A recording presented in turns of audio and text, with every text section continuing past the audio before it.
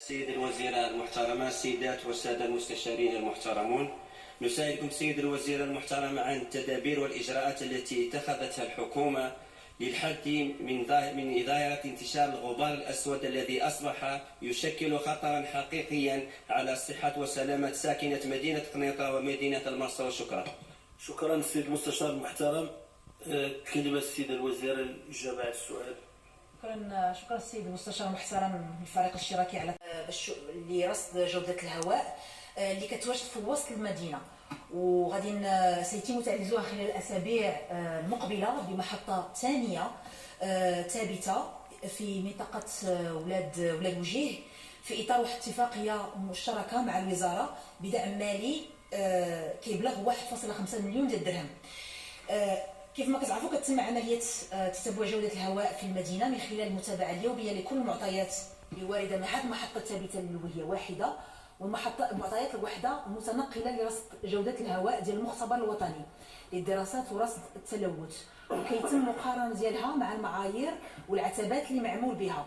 فابانت المعطيات ديال هذه المحطات ان مؤشر جوده الهواء في مدينه القنيطره على العموم ما بين الاشهر الأولى من سنة 2022 كان يعتبر جيدا، ولكن لاحظنا أن كان هو واحد التدهور في شهرين نوفمبر وديسمبر في 2022 وصل إلى هذا المؤشر وصل إلى متوسط.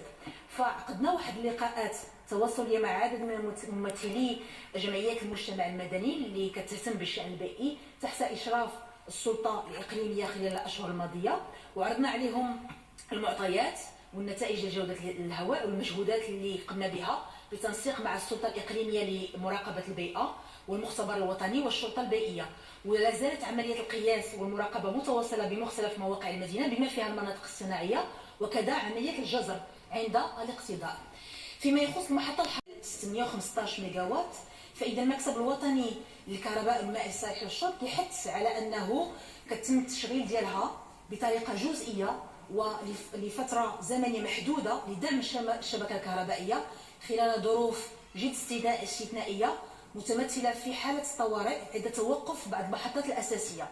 فلذلك هذه الوزارة كتشتغل مع المكتب للاستغناء نهائيا على استعمال هذه المحطة والاعتماد على محطات جديدة، ذلك في إطار مخطط التجهيز ديال 2023-2027 اللي إن شاء الله سوف يعتمد في اجتماع المجلس المقبل، مجلس إداري ديال المكتب. وشكرا.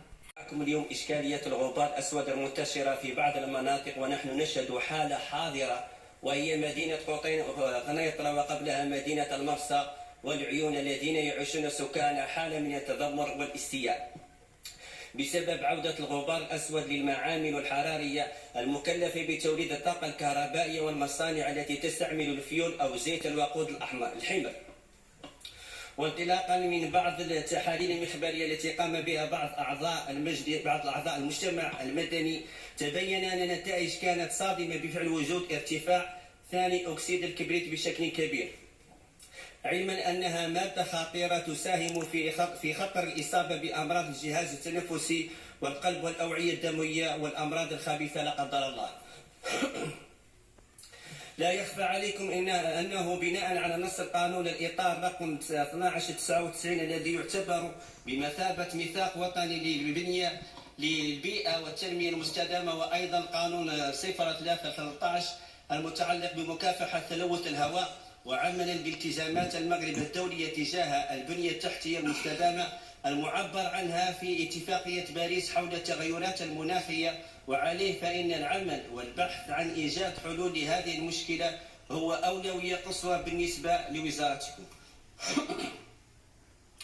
سيد الوزير، عندما نرى أن الأزمة تلوث الهواء تكشف شكلا من أشكال اللاعدالة والظلم الاجتماعي بغض النظر عن المكان الذي يعيش فيه، وبالتالي إن من يعيشون في المدن سواء العادية أو الاقتصادية أو الصناعية من حقهم وحق أطفالهم والعيش في بيئة صحية وتنفس هواء نظيف كل يوم، خصوصا إذ أخذنا بتقارير المنظمة الصحية العالمية التي تقر على أن التعرض لتلوث الهواء يتسبب في حدوث 7 ملايين وفاة مبكرة.